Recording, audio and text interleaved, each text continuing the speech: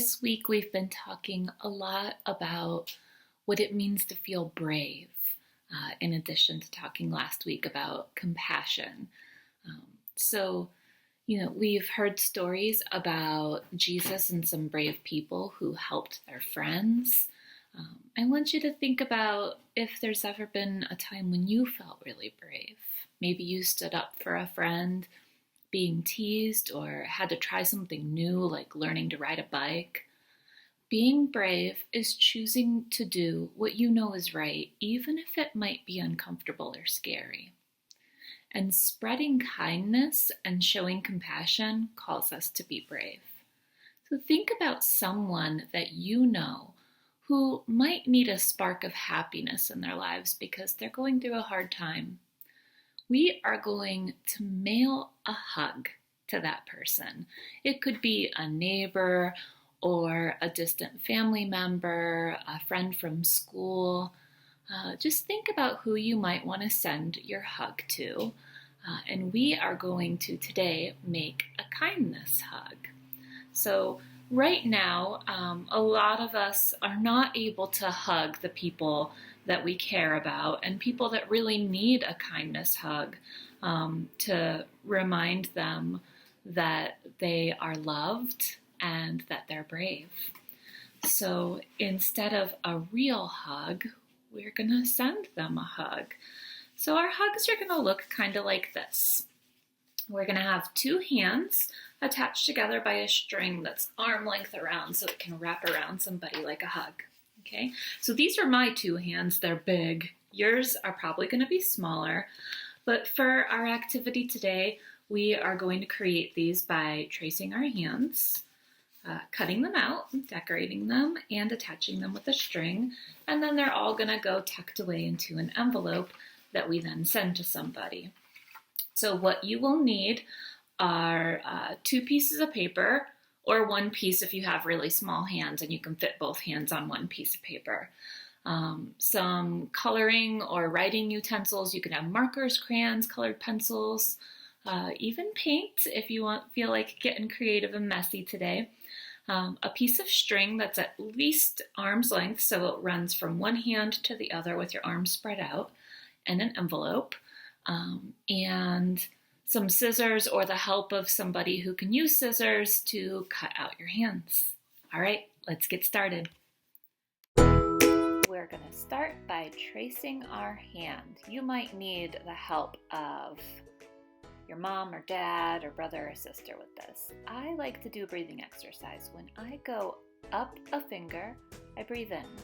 And when I go down, I breathe out.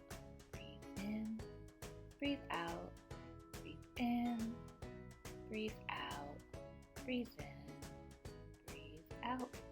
And you have your first hand, and you've pumped it full of compassion and love through your breath. And time to do the other hand. Breathe in, breathe out, breathe in, breathe out. Maybe use our mantra, say, I am brave. I am brave. I am brave. And you have your second hand. So now we have our two hands traced out. Time to decorate.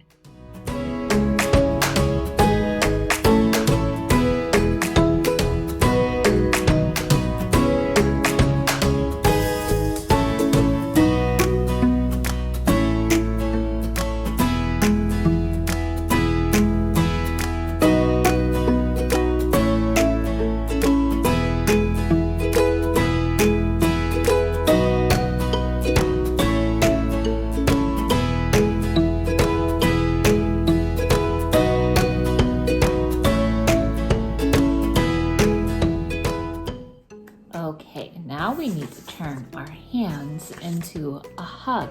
And the way we're going to do that is by attaching the two hands together with a piece of string.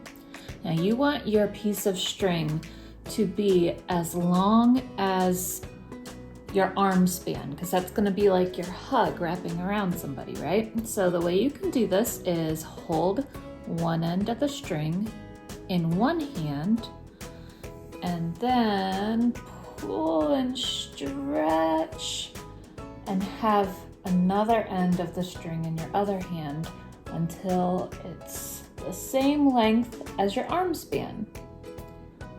Now I'm going to take my end and cut it. So now this piece of string is as long as my arm span, so it can wrap around somebody like a hug. And then all we have to do is attach one end of the string to one hand with a piece of tape, and then the other end to the other hand with a piece of tape. And then you have a hug. You can wrap around somebody. The last thing I did was I flipped my hands over and wrote a letter to the person that I was sending my hug to. My hug is going to my friend Matt in North Carolina. I miss him very much, and he's been very brave, and I feel like he really needed a hug, so I'm sending him one. So I've written it out, I put my hands together with my string, put it in my envelope, and it's ready to go.